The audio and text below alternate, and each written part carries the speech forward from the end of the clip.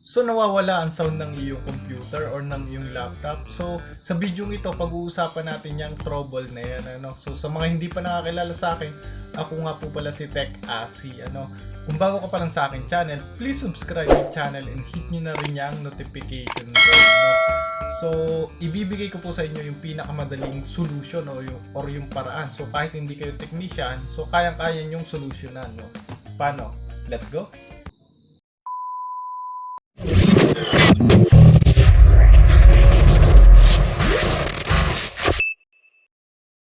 So bakit ba nawawala yung sound ng isang computer or laptop, no? So possible dalawa yan. So maybe software or hardware, no?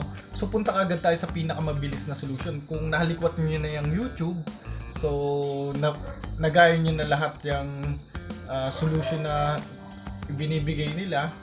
So hindi niyo pa rin mapaubra, so pupunta kayo sa hardware. So pagdating naman po sa hardware, kalimitan niya naka-built-in sa motherboard ng isang laptop ang isang sound card, no.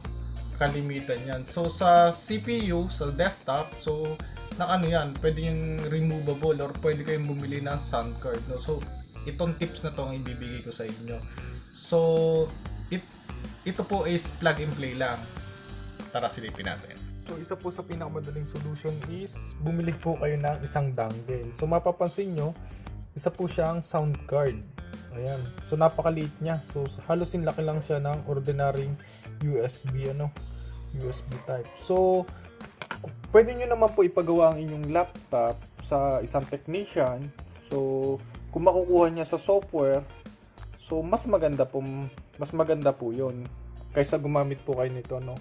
So kung i-advise naman ni technician na babaklasin ang laptop nyo, so pag binaklas yan, kasi yung sound card ng isang laptop, mapapansin nyo, is built-in. So nasa board siya. So may possible masira lalo yung inyong laptop kung hindi marunong po yung gagawa, no. So kung hardware naman po ang tinamaan, so pwede po kayong bumili ng ganito. So paano po ba ito gamitin? So isasaksak nyo lang po ito dito. Ayan. So pagsaksak nyo po yan, so may dalawang butas po yan dito. So para saan po ba itong dalawang butas na to? So magkakaroon po kayo ng isang mic at saka isang headset. Pwede na kayong gumamit ng headset. So na-solve nyo po ang problema nyo nang hindi po binabaklas ang inyong computer, ano. So ayan po, yun lang po yung tips na ibibigay ko sa inyo. So napakadali. So bibili lang po kayo nito, no. So saan po ba nakakabili nito? So online marami po nito. So ilang beses po ako mo order nito. So napaka-effective po niyang gamitin. So pwede rin po kayong pwede nyo rin po ako i-message sa akin page. So nandiyan po sa baba yung description.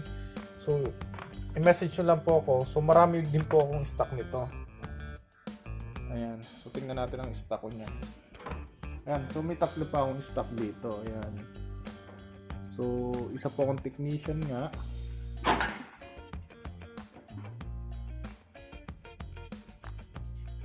Ayan. So ganun lang po kadali. Masusolusyonan nyo agad ang inyong problema. So hanggang dito na lang, no.